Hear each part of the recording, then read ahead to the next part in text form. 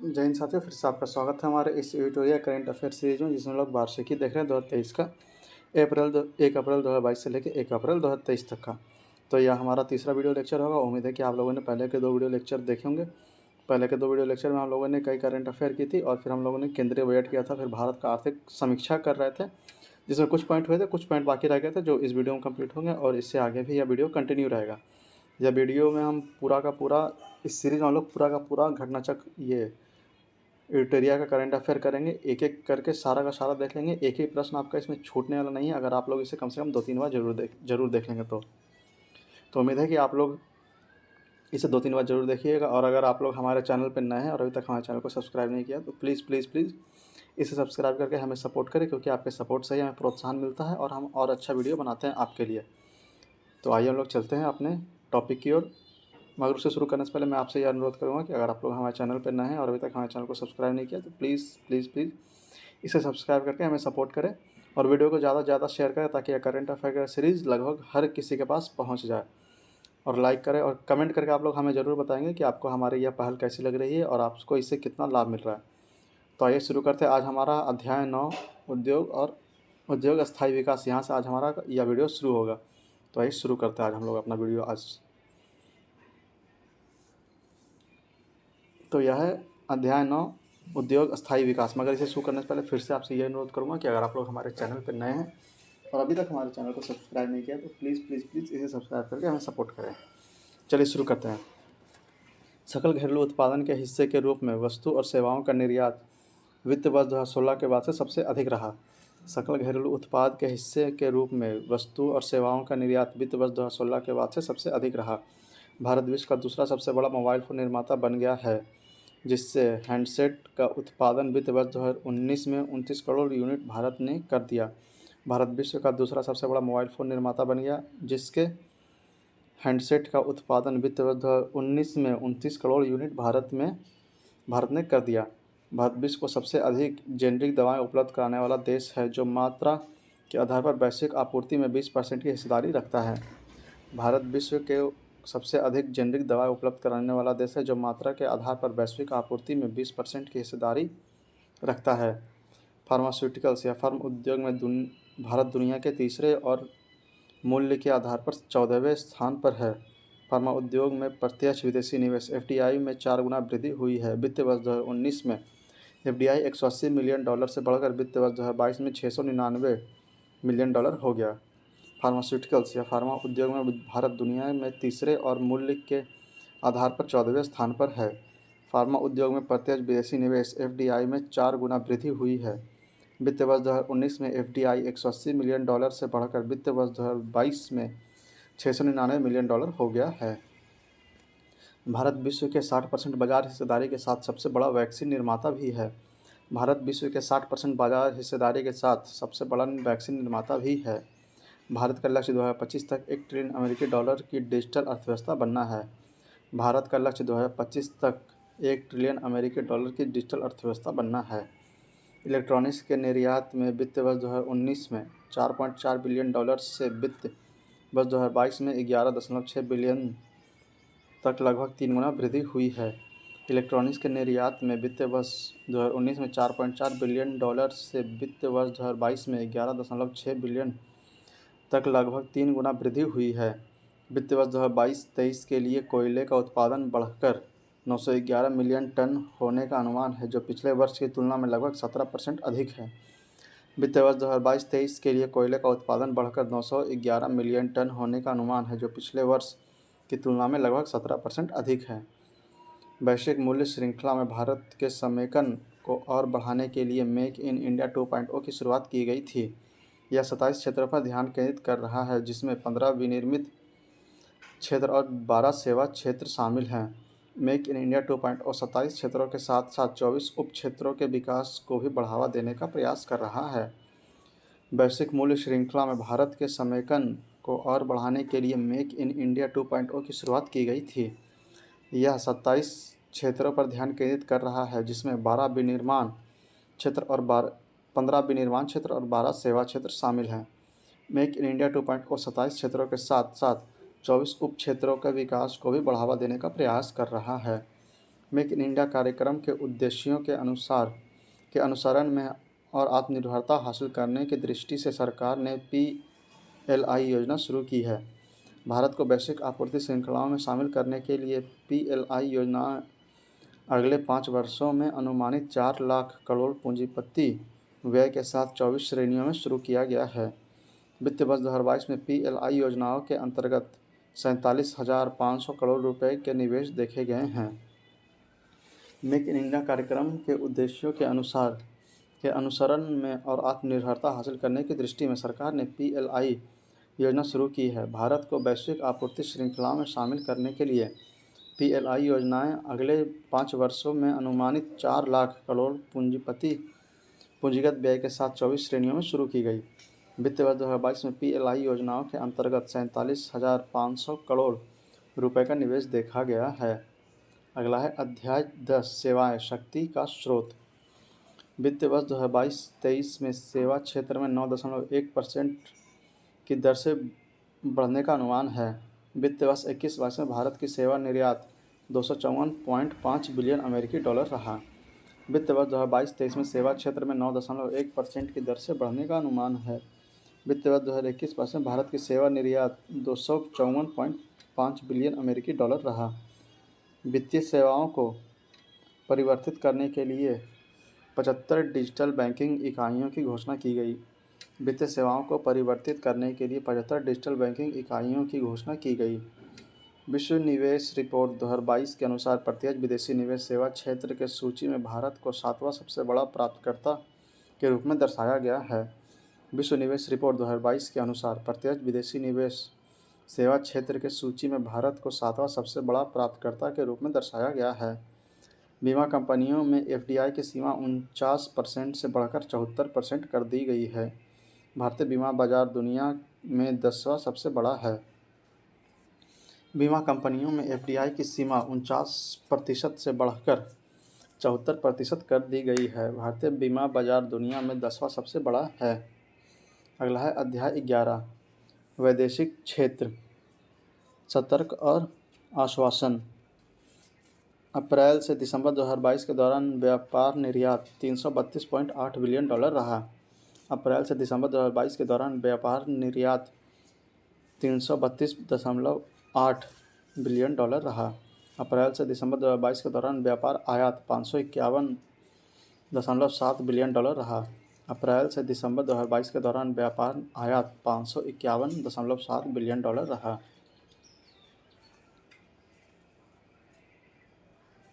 भारत ने अब तक 13 मुक्त व्यापार समझौते किए हैं। इस सूची में सबसे नया भारत ऑस्ट्रेलिया आर्थिक सहयोग और व्यापार समझौता ECTA है, जिस पर 2 अप्रैल 2022 को हस्ताक्षर किया गया और यह 29 दिसंबर 2022 को प्रभावी हुआ।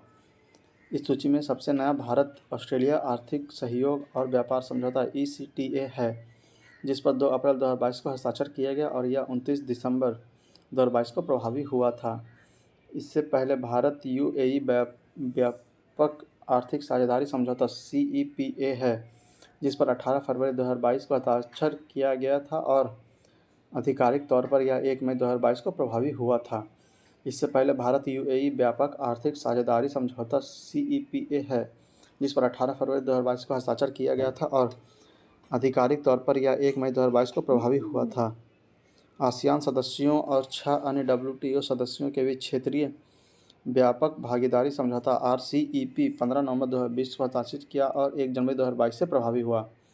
आसियान सदस्यों और 6 अन्य WTO सदस्यों के बीच क्षेत्रीय व्यापक भागीदारी समझौता RCEP 15 नवंबर 2020 को हस्ताक्षरित हुआ और 1 जनवरी 2022 को प्रभावी हुआ।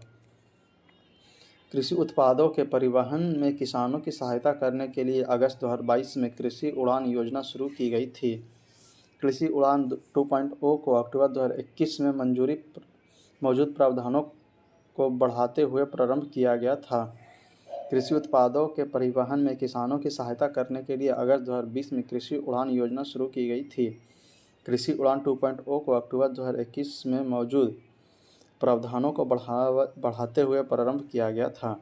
अप्रैल से सितंबर 2022 की अवधि के लिए चालू खाता घाटा CAD GDP का 3.3% दर्ज किया गया है। अप्रैल से सितंबर 2022 की अवधि के लिए चालू खाता शेष CAB GDP का 4.4% दर्ज किया गया। अप्रैल से सितंबर 2022 की अवधि के लिए चालू खाता घाटा CAD GDP का 3.3% दर्ज किया गया। अप्रैल से सितंबर 2022 की अवधि के लिए चालू खाता शेष CAB GDP का 4.4% दर्ज किया गया। दिसंबर 2022 के अंत तक भारत का विदेशी मुद्रा भंडार 562.7 बिलियन अमेरिकी डॉलर हो गया। नवंबर 2022 तक भारत दुनिया का छठा सबसे बड़ा विदेशी मुद्रा भंडार धारक था। दिसंबर 2022 के अंत तक भारत का विदेशी मुद्रा भंडार 562.7 बिलियन अमेरिकी डॉलर हो गया। नवंबर 2022 तक भारत दुनिया का छठा सबसे बड़ा विदेशी मुद्रा भंडार धारक था।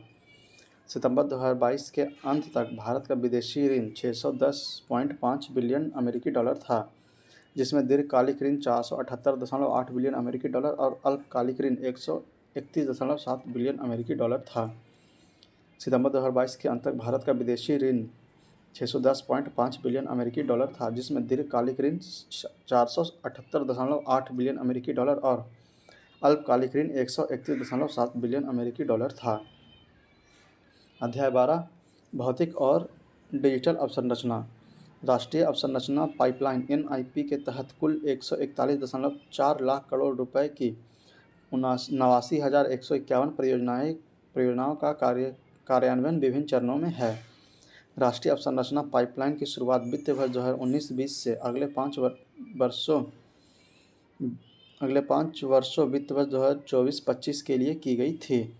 राष्ट्रीय अवसंरचना पाइपलाइन NIP के तहत कुल 141.4 लाख करोड़ रुपए की 89,151 परियोजनाओं का क्रियान्वयन विभिन्न चरणों में है। राष्ट्रीय अवसंरचना पाइपलाइन की शुरुआत वित्त वर्ष 2019-20 से अगले 5 वर्षों वित्त वर्ष 2024-25 के लिए की गई थी। अगस्त 2021 में शुरू हुई राष्ट्रीय मुद्रीकरण पाइपलाइन NMP 9 लाख करोड़ रुपए की निवेश क्षमता के साथ कार्य कर रही है। राष्ट्रीय मुद्रीकरण पाइपलाइन की शुरुआत 23 अगस्त 2021 को की गई थी। वित्त वर्ष 2022 के दौरान 0.9 लाख रुपए की मुद्रीकरण लक्ष्य हासिल किया गया है। वित्त वर्ष 2023 के लिए 1.6 लाख करोड़ रुपए मुद्रीकरण का लक्ष्य रखा गया है। अगस्त 2021 की शुरू हुई राष्ट्रीय मुद्रीकरण पाइपलाइन NMP 9 लाख करोड़ रुपए की निवेश क्षमता के साथ कार्य कर रही है। राष्ट्रीय मुद्रीकरण पाइपलाइन की शुरुआत 23 अगस्त 2021 को की गई थी। वित्त वर्ष 2022 के दौरान 9.9 लाख रुपए का मुद्रीकरण लक्ष्य हासिल किया गया। वित्त वर्ष 2023 के लिए 1.6 लाख करोड़ रुपए मुद्रीकरण का लक्ष्य रखा गया है। 30 सितंबर 2020 तक सरकार ने 16 राज्यों में 59 सोलर पार्कों के विकास को मंजूरी दी है, जिसकी कुल लक्ष्य क्षमता 40 गीगावाट है। वित्त वर्ष 2021-22 के दौरान 17.2 लाख गीगावाट आवर विद्युत का उत्पादन हुआ। 30 सितंबर 2022 तक सरकार ने 16 राज्यों में 59 सोलर पार्कों के विकास की मंजूरी दी है, जिसकी कुल लक्ष्य क्षमता 40 गीगावाट है। वित्त वर्ष 2021-22 के दौरान 17.2 लाख गीगावाट विद्युत का उत्पादन हुआ। कुल विद्युत उत्पादन में सबसे बड़ा हिस्सा थर्मल 59.1%, द्वितीय सबसे बड़ा हिस्सा अक्षय ऊर्जा 27.5%, तृतीय सबसे बड़ा हिस्सा हाइड्रो 11.7% का है। कुल विद्युत उत्पादन में सबसे बड़ा हिस्सा थर्मल 59.1%, द्वितीय सबसे बड़ा हिस्सा अक्षय ऊर्जा 27.5%, तृतीय सबसे बड़ा हिस्सा हाइड्रो 11.7% का है। वित्त वर्ष 2022 के दौरान 10,457 किलोमीटर राष्ट्रीय राजमार्गों और सड़कों का निर्माण किया गया। वित्त वर्ष 2023 में अक्टूबर 2022 तक 4,060 किलोमीटर राष्ट्रीय राजमार्ग सड़कों का निर्माण किया जा चुका है। वित्त वर्ष 2022 के दौरान 10,457 किलोमीटर राष्ट्रीय राजमार्गों की सड़क का निर्माण किया गया। वित्त वर्ष 2023 में अक्टूबर 2022 तक 4,060 किलोमीटर राष्ट्रीय राजमार्ग सड़कों का निर्माण किया जा चुका है। भारत में जलमार्गों की कुल नैगम्य लंबाई 14,850 किलोमीटर है। भारत में जलमार्गों की कुल नौगम्य लंबाई 14,850 किलोमीटर है। राष्ट्रीय जलमार्गों का सबसे ज़्यादा लंबा पश्चिम बंगाल में लंबाई पश्चिम बंगाल में है। हाल ही में 106 नए जलमार्गों को राष्ट्रीय जलमार्ग NW नेशनल वाटरवे घोषित किया गया, जिससे देश में NW की कुल संख्या 111 हो गई है। राष्ट्रीय जलमार्गों की सबसे ज़्यादा लंबाई पश्चिम बंगाल में है। हाल ही में 106 नए जलमार्गों को राष्ट्रीय जलमार्ग NW घोषित किया गया, जिससे देश में NW की कुल संख्या 111 हो गई है। 100 साल पुराने अधिनियम के साथ अंतर्देशीय पोत अधिनियम 2021 लागू किया गया, ताकि अंतर्देशीय जल परिवहन को बढ़ावा देने के साथ पत्तनों की निर्बाध आवाजाही सुनिश्चित की जा सके। 100 साल पुराने अधिनियम के साथ स्थान पर अंतर्देशीय पोत अधिनियम 2021 लागू किया गया, ताकि अंतर्देशीय जल परिवहन को बढ़ावा देने के साथ पत्तनों की निर्बाध आवाजाही सुनिश्चित की जा सके। 68,031 मार्ग किलोमीटर से अधिक लंबाई के साथ भारतीय रेलवे विश्व का चौथा सबसे बड़ा नेटवर्क है। 68,031 मार्ग किलोमीटर से अधिक लंबाई के साथ भारतीय रेलवे विश्व का चौथा सबसे बड़ा नेटवर्क है। 2019 से 22 के दौरान UPI आधारित लेन देन के लिए मूल्य के संदर्भ में 121% की वृद्धि और मात्रा के संदर्भ में 115% की वृद्धि देखी गई है। 2019 से लेकर 22 के दौरान UPI आधारित लेन देन के लिए मूल्य के संदर्भ में 121% की वृद्धि और मात्रा के संदर्भ में 115% की वृद्धि देखी गई है। नवंबर 2022 तक भारत में कुल टेलीफोन उपभोक्ताओं की संख्या 117 करोड़ है, जिसमें से 44.3% उपभोक्ता ग्रामीण क्षेत्र से हैं। नवंबर 2022 तक कुल टेलीफोन उपभोक्ताओं में से 97% मोबाइल फ़ोन वायरलेस द्वारा जुड़े हुए हैं। नवंबर 2022 तक भारत में कुल टेलीफोन उपभोक्ताओं की संख्या 117 करोड़ है, जिसमें से 44.3% उपभोक्ता ग्रामीण क्षेत्र से हैं। नवंबर 2022 तक कुल टेलीफोन उपभोक्ताओं में से 97% मोबाइल फ़ोन वायरलेस द्वारा जुड़े हुए हैं। भारत में कुल टेली घनत्व 84.8% है, जिसमें दिल्ली में सबसे ज़्यादा 270% और बिहार में सबसे कम 55.4% है। भारत में कुल टेली घनत्व 84.8% है, जिसमें दिल्ली में सबसे ज़्यादा 270% और बिहार में सबसे कम 55.4% है। 2015 से 21 के दौरान ग्रामीण इंटरनेट उपभोक्ताओं की संख्या में 200% की वृद्धि हुई। जून 2022 में स्थिति के अनुसार लगभग 84 करोड़ ग्राहकों के पास इंटरनेट कनेक्शन है। 2015 से 2021 के दौरान ग्रामीण इंटरनेट उपभोक्ताओं की संख्या में 200% की वृद्धि हुई। जून 2022 में स्थिति के अनुसार लगभग 84 करोड़ ग्राहकों के पास इंटरनेट कनेक्शन हैं। आर्थिक समीक्षा 2023 के अनुसार महत्वपूर्ण आंकड़े देख लेते हैं। विभिन्न संकेतक NHFC 5 के अनुसार वर्ष 2019 से 21 के लिए और नमूना पंजीकरण प्रणाली के अनुसार वर्ष 2020 के लिए। तो कुल प्रजनन दर 2.0, शिशु मृत्यु दर NFHS 5 के अनुसार 35.2 और नमूना पंजीकरण प्रणाली के अनुसार 28। मातृ मृत्यु दर NFHS 5 में नहीं दिया हुआ है और न्यूनतम पंजीकरण प्रणाली के अनुसार 97। नवजात मृत्यु दर 24.9 और 20। 5 वर्ष से कम आयु के बच्चों की मृत्यु दर 41.9 और 32। आर्थिक समीक्षा 2022-23 के आधार पर विश्व बैंक के अनुसार वर्ष 2022 में शीर्ष धन प्रेषण प्राप्तकर्ता तो पहला भारत $100 बिलियन, दूसरा मैक्सिको $60 बिलियन और तीसरा चीन $51 बिलियन। फिर से पहला भारत $100 बिलियन, दूसरा मैक्सिको $60 बिलियन और तीसरा चीन $51 बिलियन। वित्तीय वर्ष 2022-23 अप्रैल से सितंबर में भारत में टॉप 3 निवेश करने FDI वाला देश और भारत में टॉप 3 FDI को आकर्षित करने वाला देश।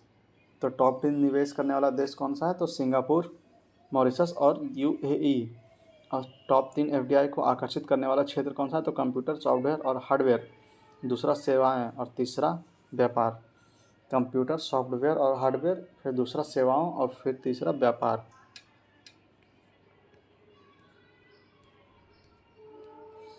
अगला चैप्टर है भारत की अध्यक्षता के तहत होने वाले G20 सम्मेलन। तो कौन कौन से सम्मेलन भारत की अध्यक्षता में होंगे G20 में, देख लेते हैं कहाँ कहाँ पे होंगे। तो दूसरी G20 sustainable finance working group की बैठक मार्च 2023 में होगी उदयपुर राजस्थान में। दूसरी G20 sustainable finance working group की बैठक मार्च 2023 में होगी उदयपुर राजस्थान में। G20 anti corruption working group की पहली बैठक यह मार्च 2023 में होगी गुरुग्राम हरियाणा में। G20 anti corruption working group की पहली बैठक यह मार्च 2023 में होगी गुरुग्राम हरियाणा में।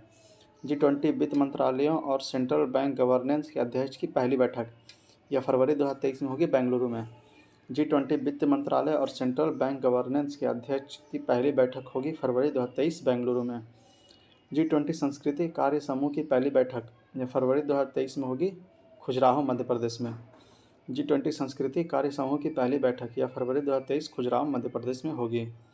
मॉडल G20 बैठक यह फरवरी 2023 नई दिल्ली में होगी। मॉडल G20 बैठक यह फरवरी 2023 नई दिल्ली में होगी। G20 कृषि कार्य समूह प्रतिनिधि की प्रथम बैठक यह फरवरी 2023 इंदौर मध्य प्रदेश में होगी। G20 कृषि कार्य समूह प्रतिनिधि की प्रथम बैठक यह फरवरी 2023 इंदौर मध्य प्रदेश में होगी। G20 digital economy working group की पहली बैठक यह फरवरी 2023 लखनऊ में होगी। G20 digital economy working group की पहली बैठक यह फरवरी 2023 लखनऊ में होगी। G20 पर्यावरण और जलवायु स्थिरता कार्य समूह की पहली बैठक यह फरवरी 2023 बेंगलुरु। G20 पर्यावरण और जलवायु स्थिरता कार्य समूह की पहली बैठक यह फरवरी 2023 बेंगलुरु में हुई। G20 पर्यटन कार्य समूह की पहली बैठक यह फरवरी 2023 कच्छ के रण गुजरात में हुई। G20 पर्यटन कार्य समूह की पहली बैठक यह फरवरी 2023 कच्छ के रण गुजरात में हुई। G20 energy transition working group की प्रथम बैठक यह फरवरी 2023 बेंगलुरु में हुई। G20 energy transition working group की प्रथम बैठक यह फरवरी 2023 बेंगलुरु में हुई। G20 रोजगार कार्य समूह की पहली बैठक यह फरवरी 2023 जोधपुर राजस्थान में हुई। G20 रोजगार कार्य समूह की पहली बैठक यह फरवरी 2023 जोधपुर राजस्थान में हुई। G20 sustainable finance working group की पहली बैठक यह फरवरी 2023 गुवाहाटी असम में हुई। G20 sustainable finance working group की पहली बैठक यह फरवरी 2023 गुवाहाटी असम में हुई। G20 एजुकेशन वर्किंग ग्रुप की पहली बैठक यह फरवरी 2023 चेन्नई में हुई। G20 एजुकेशन वर्किंग ग्रुप की पहली बैठक यह फरवरी 2023 चेन्नई में हुई। श्रम एवं रोजगार कार्य समूह की पहली बैठक यह जनवरी 2023 जोधपुर राजस्थान में हुई। श्रम एवं रोजगार कार्य समूह की पहली बैठक यह जनवरी 2023 जोधपुर राजस्थान में हुई। G20 international financing architecture working group की पहली बैठक यह जनवरी 2023 चंडीगढ़ में हुई। G20 international financial architecture working group की पहली बैठक यह जनवरी 2023 चंडीगढ़ में हुई। G20 इंफ्रास्ट्रक्चर वर्किंग ग्रुप की पहली बैठक यह जनवरी 2023 पुणे महाराष्ट्र में हुई।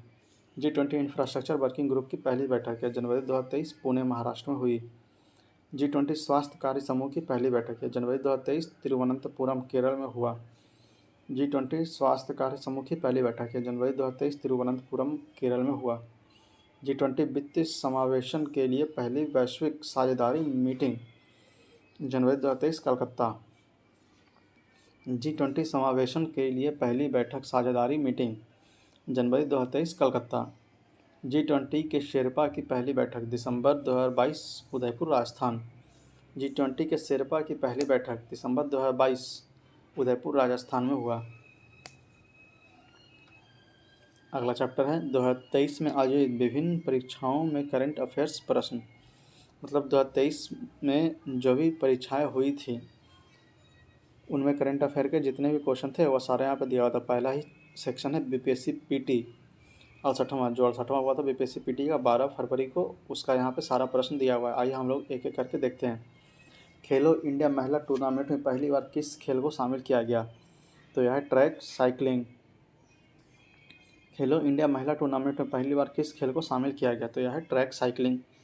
28 नवंबर 2022 को मुख्यमंत्री नीतीश कुमार द्वारा गंगा जल आपूर्ति योजना का उद्घाटन किस स्थान पर किया गया? तो यह है बोधगया। 28 नवंबर 2022 को मुख्यमंत्री नीतीश कुमार द्वारा गंगा जल आपूर्ति योजना का उद्घाटन किस स्थान पर किया गया? तो यह है बोधगया। किस एसोसिएशन बोर्ड ने अक्टूबर 2022 में पुरुष और महिला खिलाड़ियों के लिए समान वेतन की घोषणा की? तो यह भारतीय क्रिकेट कंट्रोल बोर्ड। किस एसोसिएशन बोर्ड ने अक्टूबर 2022 में पुरुष और महिलाओं खिलाड़ी के लिए समान वेतन की घोषणा की? तो यह भारतीय क्रिकेट कंट्रोल बोर्ड। किस केंद्रीय मंत्रालय ने 2022 में युवा 2.0 योजना की शुभारंभ किया? तो यह शिक्षा मंत्रालय ने। किस मंत्रालय ने 2022 में युवा 2.0 योजना की शुभारंभ किया? तो यह है शिक्षा मंत्रालय।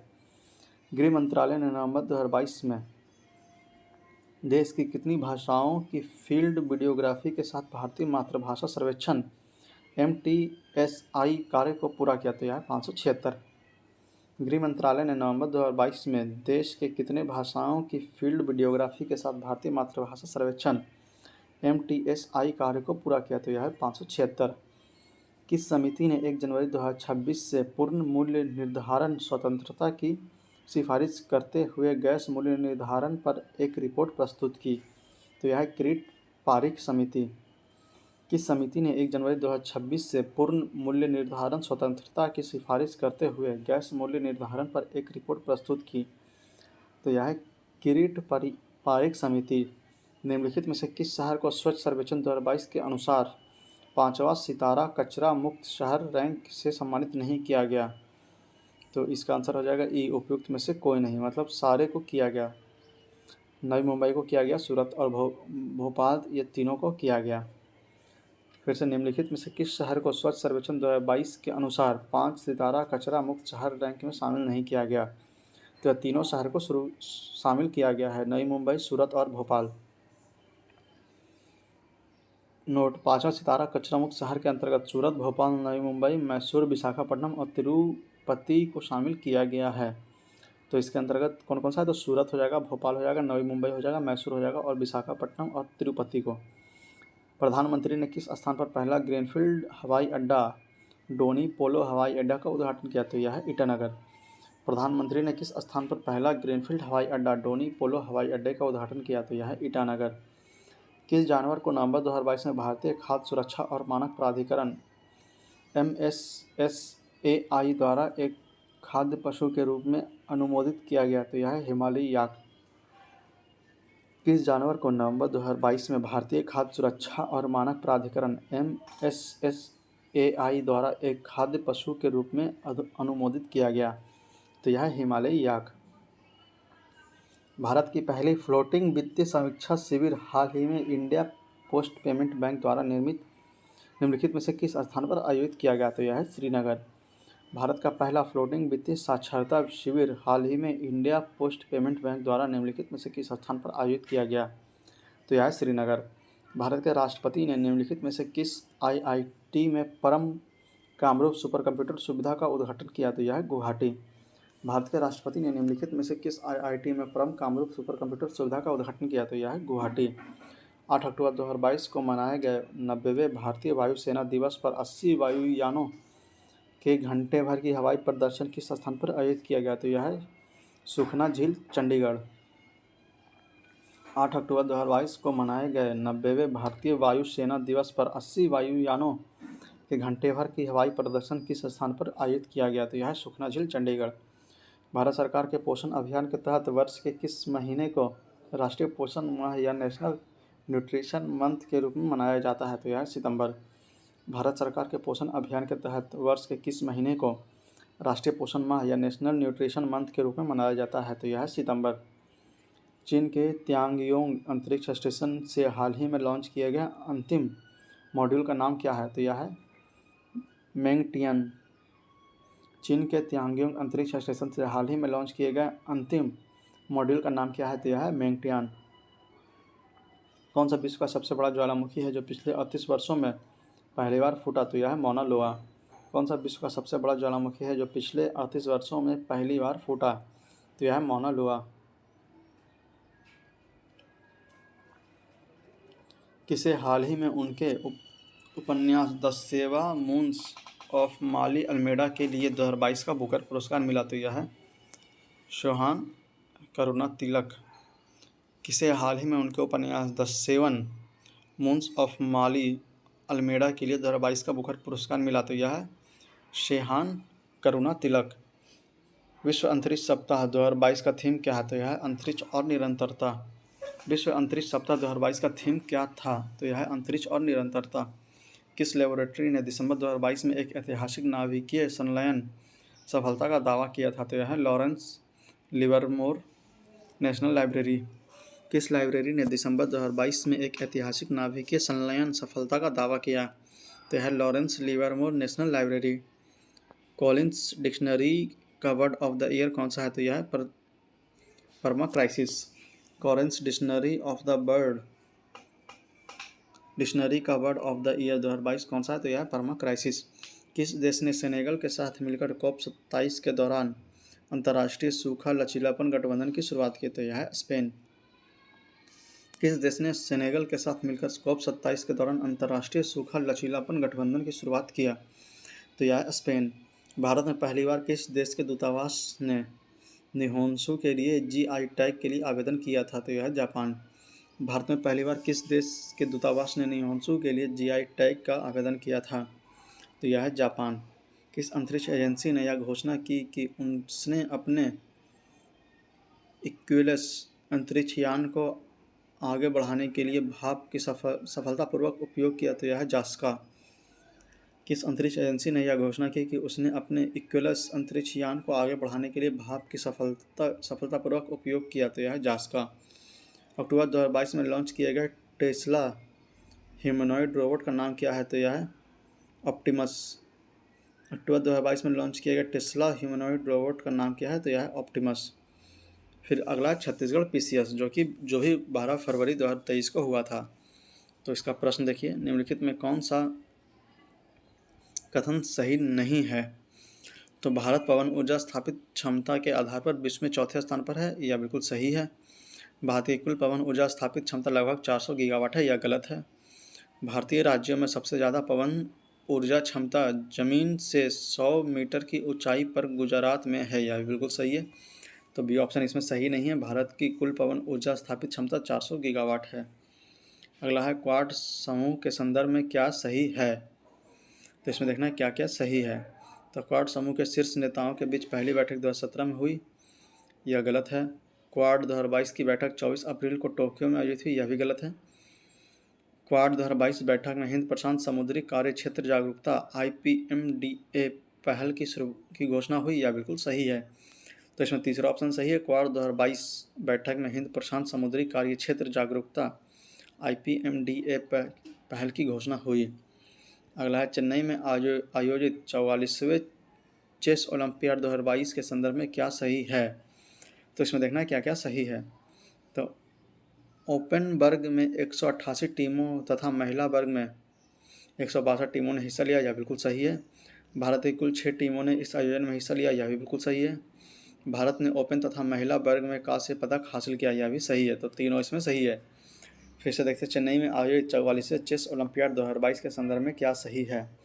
तो ओपन वर्ग में 188 टीमों तथा महिला वर्ग में 162 टीमों ने हिस्सा लिया, यह बिल्कुल सही है। भारत की कुल 6 टीमों ने इस आयोजन में हिस्सा लिया, यह भी बिल्कुल सही है। भारत ने ओपन तथा महिला वर्ग के कांस्य पदक हासिल किया, यह भी बिल्कुल सही है।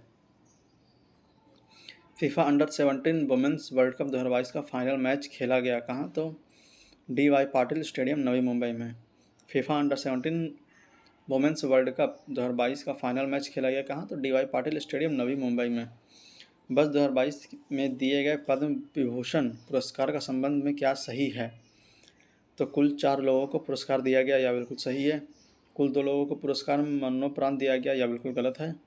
प्रभा आत्रेय को भी यह पुरस्कार दिया गया, यह भी सही है। तो इसमें 1 और 3 सही है। कुल 4 लोगों को पुरस्कार दिया गया और प्रभा आत्रेय को भी यह पुरस्कार दिया गया। अगला है वर्ष 2022 का उत्कृष्ट सेवा के लिए राष्ट्रपति पुलिस मेडल दिया गया किसे? तो मोहसेन शाहिदी को। वर्ष 2022 का उत्कृष्ट सेवा के लिए राष्ट्रपति पुलिस मेडल दिया गया किसे? तो मोहसेन शहीदी को।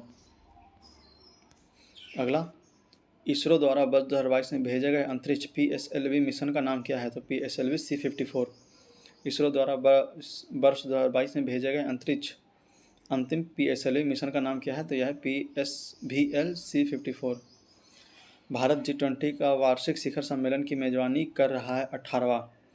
भारत G20 के वार्षिक शिखर सम्मेलन का मेजबानी कर रहा है कौन सा? तो 18वां।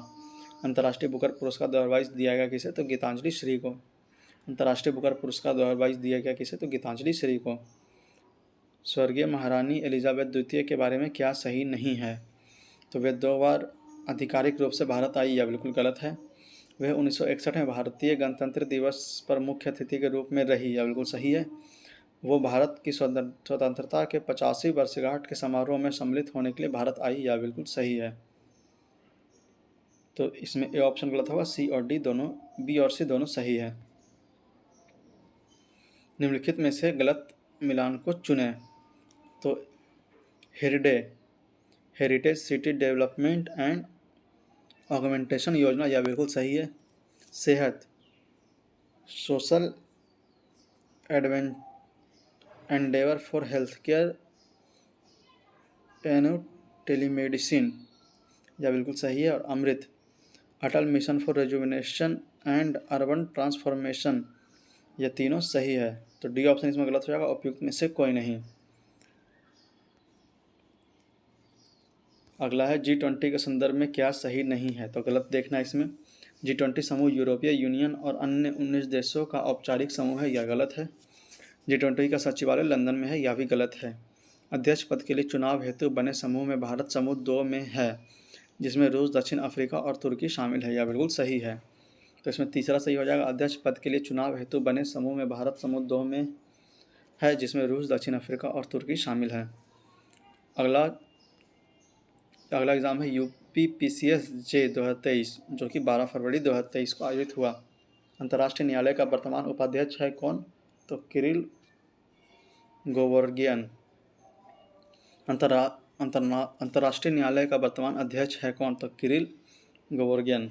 1 अप्रैल 2022 से प्रत्येक प्रकार की परिसंपत्तियों पर दीर्घकालिक पूंजी अधिलाभ कर पर अधिभार आरोपित किया गया है, कितना, तो 15%। 1 अप्रैल 2022 से प्रत्येक प्रकार की परिसंपत्तियों पर दीर्घकालिक पूंजी अधिभार कर पर अधिभार आरोपित किया गया, कितना, तो 15%। 8वें अंतर्राष्ट्रीय योग दिवस का थीम क्या है, तो मानवता के लिए योग। 8वें अंतर्राष्ट्रीय योग दिवस का थीम क्या है, तो मानवता के लिए योग। टॉम ऑफ सेंट के रचयिता कौन है, जिसको अंतर्राष्ट्रीय बुकर पुरस्कार 2022 में सम्मानित किया गया, तो यह है Geetanjali Shree. Tomb of sand के रचयिता कौन है, जिसे अंतर्राष्ट्रीय बुकर पुरस्कार 2022 से सम्मानित किया गया, तो यह है गीतांजलि श्री। WHO पारंपरिक औषधि वैश्विक केंद्र भारत में कहाँ स्थापित किया गया है, तो यह है जामनगर में। WHO पारंपरिक औषधि वैश्विक केंद्र भारत में कहाँ स्थापित किया जा रहा है, तो यह है जामनगर में। व्योमित्रा नामक भारतीय रोबोट किसके द्वारा विकसित किया गया, तो यह है इसरो। व्योमित्रा नामक भारतीय रोबोट किसके द्वारा विकसित किया गया है, तो यह है इसरो। 15वें वित्त आयोग की सिफारिश किस काल के लिए है, तो यह 2021 से लेकर 2025-26 तक। 15वें वित्त आयोग की सिफारिश किस काल के लिए है, तो यह 2021-22 से लेकर 2025-26 तक। भारत का पहला स्वदेश में विकसित रिमोट सेंसिंग उपग्रह किसके माध्यम से प्रक्षेपित किया गया, तो यह है बाइकॉम और कॉस्मोड्रोम। भारत का पहला स्वदेश में विकसित रिमोट सेंसिंग उपग्रह किसके माध्यम से प्रक्षेपित किया गया, तो यह है बाइकोनूर और कॉस्मोड्रोम। सूची 1 को सूची 2 से सही सुमेलित कीजिए। तो सूची 1 योजना और सूची 2 है संघीय मंत्रालय। स्माइल, यह है सामाजिक न्याय एवं सशक्तिकरण। सेहत, यह है रक्षा।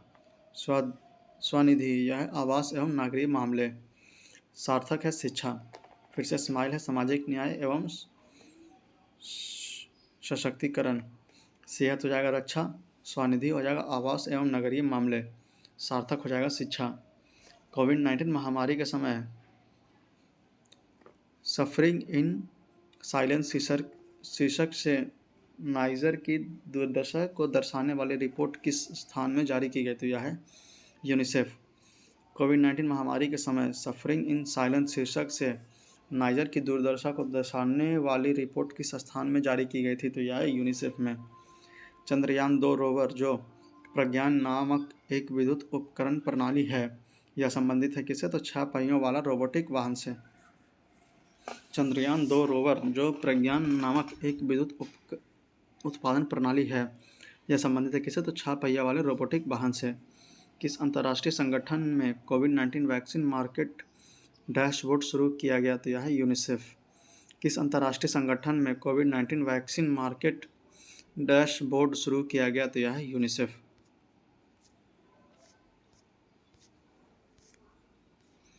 अगला है जेफ बेजोस के स्वामित्व वाली एरोस्पेस कंपनी का नाम क्या है, तो यह है ब्लू ओरिजिन। जेफ बेजोस के स्वामित्व वाली एरोस्पेस कंपनी का नाम क्या है? तो यह है ब्लू ओरिजिन। 2022-23 में के संघीय बजट के लिए अमृत काल में भारत की आकांक्षाओं के लिए निम्नलिखित में से कौन सा लक्ष्य सही है? तो देखना कौन सा, तो विकास एवं सर्वसमावेशी कल्याण पर जोर। अगला है प्रौद्योगिकी सक्षम विकास को बढ़ावा देना। यह दोनों सही है। 2022-23 के संघीय बजट के लिए अमृत काल में भारत की आकांक्षाओं के लिए निम्नलिखित में से कौन सा लक्ष्य सही है? तो दोनों सही है। विकास एवं सर्वसमावेशी कल्याण पर जोर और प्रौद्योगिकी सक्षम विकास को बढ़ावा देना। $, के नामित ऋण के बाद दिसंबर 2021 के अंत तक भारत के बाहरी ऋण में से किस मुद्रा के नामित ऋण का दूसरा सबसे बड़ा भाग है? तो यह है भारतीय रुपया। $, के नामित ऋण के बाद दिसंबर 2021 के अंत तक भारत के बाहरी ऋण में से किस मुद्रा के नामित ऋण का सबसे बड़ा भाग है? तो यह है भारतीय रुपया। जन सामर्थ्य पोर्टल संबंधित है किससे? तो क्रेडिट लिंक्ड सरकारी योजनाओं से। जन सामर्थ्य पोर्टल संबंधित है किससे? तो क्रेडिट लिंक्ड सरकारी योजनाओं से। किस देश में प्रधानमंत्री नरेंद्र मोदी ने आह्वान किया था भारत चलो भारत से जुड़ो? तो यह है जापान। किस देश में प्रधानमंत्री नरेंद्र मोदी ने आह्वान किया था भारत चलो भारत से जुड़ो? तो यह है जापान। प्रधानमंत्री नरेंद्र मोदी द्वारा विश्व की पहली नैनो यूरिया संयंत्र का उद्घाटन किस राज्य में किया गया? तो यह है गुजरात में। प्रधानमंत्री नरेंद्र मोदी द्वारा विश्व की पहली नैनो यूरिया संयंत्र का उद्घाटन किस राज्य में किया गया? तो यह है गुजरात। किस भारतीय कर्मी को WHO global health leaders award 2022 प्राप्त हुआ? तो यह है आशा कर्मी। किस भारतीय कर्मी को WHO global health leader award 2022 प्राप्त हुआ? तो यह है आशा कर्मी। सूची 1 और सूची 2 में सम्मिलित कीजिए। तो यह योजना दिया हुआ है और वर्ष दिया हुआ है। आत्मनिर्भर भारत या नवंबर 2020 का योजना है। PM वाणी यह भी दिसंबर 2020 का योजना है। PM कुसुम 2019 और आयुष्मान भारत 2018। फिर से आत्मनिर्भर भारत नवंबर 2020, PM वाणी दिसंबर 2020, PM कुसुम 2019 और आयुष्मान भारत 2018। भारत के किस शहर में राष्ट्रीय स्तर पर पहला अमृत सरोवर बनकर तैयार हुआ? तो यह है रामपुर उत्तर प्रदेश। भारत के किस शहर में राष्ट्रीय स्तर पर पहला अमृत सरोवर बनकर तैयार हुआ? तो यह है रामपुर उत्तर प्रदेश। प्राण योजना के अंतर्गत किस भारतीय संस्थान द्वारा intensive care unit ICU grade ventilator विकसित किया गया? तो यह है IISc बेंगलुरु द्वारा। प्राण योजना के अंतर्गत किस भारतीय संस्थान द्वारा intensive care unit ICU grade ventilator विकसित किया गया? तो यह है IISc बेंगलुरु द्वारा। केंद्रीय बजट 2023 के अनुसार कुल कितने खर्च का अनुमान है? तो यह है 39.45 लाख करोड़। केंद्रीय बजट 2022-23 के अनुसार कुल कितने खर्च का अनुमान है? तो यह है 39.45 लाख करोड़। अगला है राजस्थान CET परीक्षा 4 फरवरी 2023 को हुआ था, 1 और 2 शिफ्ट में। तो पहला प्रश्न इसका है 30 अक्टूबर 2020 को गुजरात के मोरबी शहर में एक पैदल सस्पेंशन पुल ढह गया। यह किस नदी पर बना था? तो यह था मच्छू नदी पर। 30 अक्टूबर 2022 को गुजरात के मोरबी शहर में एक पैदल सस्पेंशन पुल ढह गया। यह किस नदी पर बना था? तो यह था मच्छू नदी पर। द एडॉप्टेशन गैप रिपोर्ट 2022 का प्रकाशन करता है कौन? तो संयुक्त राष्ट्र पर्यावरण कार्यक्रम। द एडॉप्टेशन गैप रिपोर्ट 2022 का प्रदर्शन करता है कौन? तो यह संयुक्त राष्ट्र पर्यावरण कार्यक्रम। India state of forest report 2019 के अनुसार वह राज्य जहां वन क्षेत्र का प्रतिशत मान न्यूनतम है वह है कौन सा? तो यह है Haryana. India state of forest report 2019 के अनुसार वह राज्य जहां वन क्षेत्र का प्रतिशत मान न्यूनतम है वह है कौन सा? तो हरियाणा। प्रभा अत्रे पद्म विभूषण पुरस्कार विजेता 2022 किस क्षेत्र से संबंधित है? तो यह भारतीय शास्त्रीय संगीत से। प्रभा अत्रे पद्म विभूषण पुरस्कार विजेता 2022 किस क्षेत्र से संबंधित है? तो यह भारतीय शास्त्रीय संगीत से। राष्ट्रीय महिला की वर्तमान अध्यक्ष कौन है? तो यह 18 दिसंबर 2022 के अनुसार तो यह श्रीमती रेखा शर्मा। राष्ट्रीय महिला की वर्तमान अध्यक्ष कौन है? तो यह 18 दिसंबर 2022 के अनुसार तो श्रीमती रेखा शर्मा। किस दिन को भारत में राष्ट्रीय एकता दिवस के रूप में मनाया जाता है? तो यह 31 अक्टूबर। किस दिन को भारत में राष्ट्रीय एकता दिवस के रूप में मनाया जाता है? तो यह 31 अक्टूबर। वोलोदिमिर जेलेंस्की राष्ट्रपति कहाँ के? तो यूक्रेन के। वोलोदिमिर जेलेंस्की राष्ट्रपति कहाँ के? यूक्रेन के। भारत के national council of applied economic research की पहली महिला निर्देशक कौन है? तो यह है पूनम गुप्ता। भारत के national council of applied economic research की पहली महिला निर्देशक कौन है? तो यह है पूनम गुप्ता। अगला है जलवायु परिवर्तन प्रदर्शन सूचकांक CCPI 2023 में भारत की रैंक क्या है? तो यह 8वां। जलवायु परिवर्तन प्रदर्शन सूचकांक CCPI 2023 में भारत की रैंक क्या है? तो यह है 8वां। अहमदाबाद में खाली स्थान राष्ट्रीय खेलों का आयोजन किया गया, तो यह है 36वां। अहमदाबाद में खाली स्थान राष्ट्रीय खेलों का आयोजन किया गया, तो 36वां। 30 सितंबर 2022 को 68वें राष्ट्रीय फिल्म पुरस्कार में दादा साहेब फाल्के पुरस्कार से किसे सम्मानित किया गया? तो यह है आशा पारेख को। 30 सितंबर 2022 को 68वां राष्ट्रीय फिल्म पुरस्कार में दादा साहेब फाल्के पुरस्कार से किसे सम्मानित किया गया? तो यह आशा पारेख। मार्च 2022 में योगी आदित्यनाथ ने लगातार दूसरी कार्यकाल के लिए उत्तर प्रदेश के मुख्यमंत्री के रूप में शपथ ली। वह राज्य के खाली स्थान मुख्यमंत्री हैं, तो यह 33वां। मार्च 2022 में योगी आदित्यनाथ ने लगातार दूसरी कार्यकाल के लिए उत्तर प्रदेश के मुख्यमंत्री के रूप में शपथ ली। वह राज्य के खाली स्थान मुख्यमंत्री हैं, तो यह 33वां। चर्चा में रहा गोइंडी राष्ट्रीय उद्यान खाली स्थान में स्थित है, तो यह चेन्नई में स्थित है। चर्चा में रहा गोइंडी राष्ट्रीय उद्यान खाली स्थान में स्थित है, तो यह चेन्नई में स्थित है। रिलायंस इंडस्ट्रीज लिमिटेड द्वारा भारत की प्रथम मल्टी मॉडल लॉजिस्टिक पार्क खाली स्थान में विकसित किया गया, तो यह है तमिलनाडु। रिलायंस इंडस्ट्रीज लिमिटेड द्वारा भारत की प्रथम मल्टी मॉडल लॉजिस्टिक पार्क खाली स्थान में विकसित किया गया, तो यह है तमिलनाडु। भारत के प्रथम chief of defence staff CDS general Vipin Rawat को मरणोपरांत किस सम्मान से सम्मानित किया गया? तो यह है पद्म विभूषण। भारत के प्रथम chief of defence staff CDS general Vipin Rawat को मरणोपरांत किस सम्मान से सम्मानित किया गया? तो यह है पद्म विभूषण। भारत के किस राज्य में 68वें नेहरू ट्रॉफी बोट नौका रेस आयोजित किया गया था? तो यह है केरल। भारत के किस राज्य में 68वीं नेहरू ट्रॉफी बोट नौका रेस आयोजित किया गया? तो यह है केरल में। 2024 के ग्रीष्मकालीन ओलंपिक खेलों की मेजबानी कौन करेगा? तो यह है पेरिस, फ्रांस। 2024 के ग्रीष्मकालीन ओलंपिक खेलों की मेजबानी कौन करेगा? तो यह है पेरिस, फ्रांस। फिर है फेमिना मिस इंडिया 2022 प्रतियोगिता में निम्नलिखित में से कौन सी प्रतियोगी फर्स्ट रनर अप रही? तो यह है rouble Shekhawat. Femina miss India 2022 प्रतियोगिता में निम्नलिखित में से कौन सी प्रतियोगी फर्स्ट रनअप रही? तो यह है रूबल शेखावत। गोवा में आयोजित IFFI भारतीय अंतरिक्ष फिल्म समारोह 2022 में किस वर्ष का भारतीय फिल्म व्यक्तित्व घोषित किया गया? तो यह है चिरंजीवी। गोवा में आयोजित IFFI भारतीय अंतरिक्ष फिल्म समारोह 2022 में किसे वर्ष का भारतीय फिल्म व्यक्तित्व घोषित किया गया? तो यह है चिरंजीवी। फिर परीक्षा तिथि 5 फरवरी 2022 1 और 2 शिफ्ट में। चर्चा में रहा अरुण जलविद्युत परियोजना भारत एवं खाली स्थान के सहयोग का परिणाम है, तो यह है नेपाल।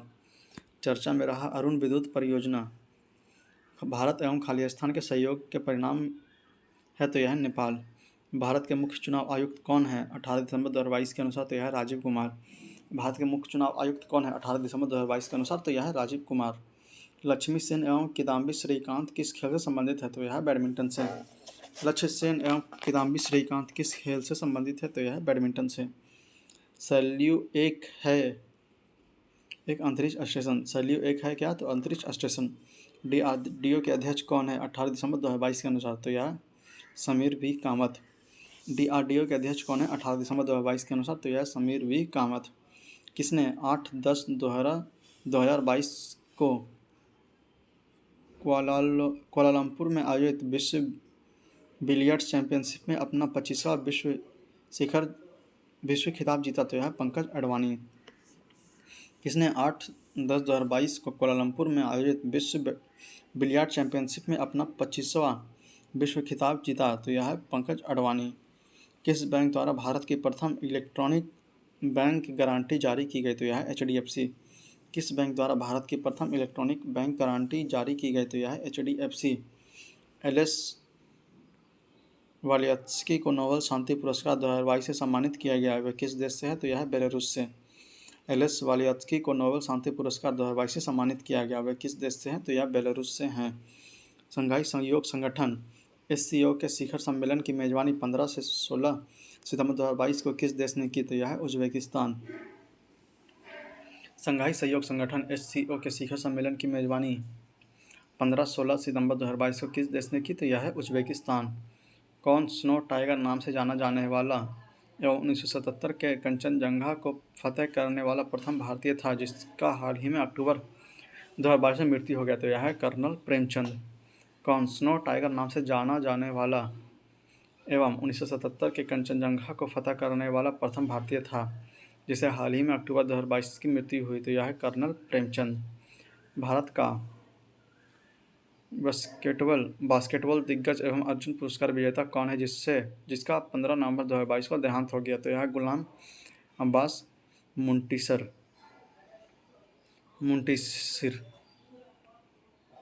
भारत के बास्केटबॉल दिग्गज एवं अर्जुन पुरस्कार विजेता कौन है, जिसका 15 नवंबर 2022 को देहांत हो गया? तो यह गुलाम अब्बास मुंटीसिर। भारत सरकार ने खाली स्थान तक टीबी मुक्त भारत का लक्ष्य निर्धारित किया? तो यह 2025। भारत सरकार ने खाली स्थान तक टीबी मुक्त भारत का लक्ष्य निर्धारित किया? तो यह 2025। आर प्रज्ञानंद किस खेल से प्रसिद्ध खिलाड़ी हैं? तो यह शतरंज के। आर प्रज्ञानंद किस खेल के प्रसिद्ध खिलाड़ी हैं? तो यह शतरंज।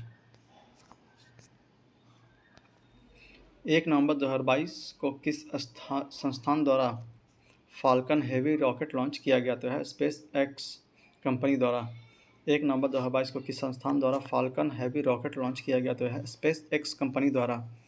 रमन मैग्सेसे पुरस्कार विजेता इला भट्ट, जिसका 2 नवंबर 2022 को निधन हो गया, खाली स्थान की स्थापना के लिए जानी जाती है? तो यह सेवा SEWA। रेमन मैग्सेसे पुरस्कार विजेता इला भट्ट, जिसका 2 नवंबर 2022 को निधन हो गया, खाली स्थान की स्थापना के लिए जानी जाती है? तो यह सेवा। 76वें स्वतंत्रता दिवस पर राष्ट्र के नाम अपने संबोधन में प्रधानमंत्री नरेंद्र मोदी ने किस वर्ष तक विकसित भारत की घोषणा की? तो यह 2047 तक। 76वें स्वतंत्रता दिवस पर राष्ट्र के नाम अपने संबोधन में प्रधानमंत्री नरेंद्र मोदी ने किस वर्ष तक विकसित भारत की घोषणा की? तो यह 2047 तक। आर्टेमिस 1 नामक अंतरिक्ष मिशन लॉन्च किया गया नासा द्वारा। आर्टेमिस 1 नामक अंतरिक्ष मिशन लॉन्च किया गया नासा द्वारा। खेलो इंडिया यूथ गेम 2022 का 5वां संस्करण किस राज्य में आयोजित किया गया? तो यह है मध्य प्रदेश। खेलो इंडिया यूथ गेम 2022 का 5वां संस्करण किस राज्य में आयोजित किया गया? तो यह है मध्य प्रदेश। नोबेल शांति पुरस्कार 2022 निम्नलिखित में से किस देश के कार्यकर्ताओं को नहीं दिया गया? तो फिलिस्तीन के कार्यकर्ताओं को नहीं दिया गया, बाकी यूक्रेन, रूस और बेलारूस के कार्यकर्ताओं को दिया गया। बर्मिंघम राष्ट्रमंडल खेलों 2022 में भारत ने खाली स्थान पदक जीते? तो यह 61। बर्मिंघम राष्ट्रमंडल खेलों 2022 में भारत ने खाली स्थान पदक जीते? तो यह 61 पदक। कौन सा पुल रूस तथा यूक्रेन को जोड़ने वाला लिंक था? तो यह है केर्च ब्रिज। कौन सा पुल रूस तथा यूक्रेन को जोड़ने वाला लिंक था? तो यह है Kerch bridge. The father of artificial intelligence कहा जाता है किसे? तो यह है जॉन मार्कथी को। The father of artificial intelligence कहा जाता है किसे? जॉन मार्कथी को। फिर परीक्षा तिथि 11 फरवरी 2023 शिफ्ट 1 और 2, जिसे हम अगले वीडियो लेक्चर में करेंगे। इस वीडियो लेक्चर को हम ये लोग यहीं पे समाप्त करते हैं। उम्मीद है आप लोग को यह हमारी पहल पसंद आई होगी, तो आप लोग इसे कमेंट बॉक्स में ज़रूर बताइएगा कि आपको यह पहल कैसी लगी, और इस वीडियो को ज़्यादा से ज़्यादा शेयर कीजिए ताकि करंट अफेयर की यह क्लास लगभग हर बच्चे तक पहुँच जाए और सभी से लाभान्वित हो। अगर आप लोग हमारे चैनल पर नए हैं और अभी तक हमारे चैनल को सब्सक्राइब नहीं किया तो प्लीज़ प्लीज़ प्लीज़ इसे सब्सक्राइब करके हमें सपोर्ट करें, ताकि हम और अच्छे वीडियो आपके लिए बना सकें। और इस वीडियो को लाइक करें, शेयर करें और हमारे चैनल को सब्सक्राइब करके हमें सपोर्ट करें। मिलते हैं आपसे अगले वीडियो लेक्चर में, जिसमें लोग आगे या कंटिन्यू करेंगे। तो उम्मीद है कि आपको यह हमारी पहल पसंद आई होगी। आप लोग पढ़ते रहे, रिवाइज करते रहे। तब तक के लिए अगले वीडियो लेक्चर के लिए जय हिंद, जय भारत।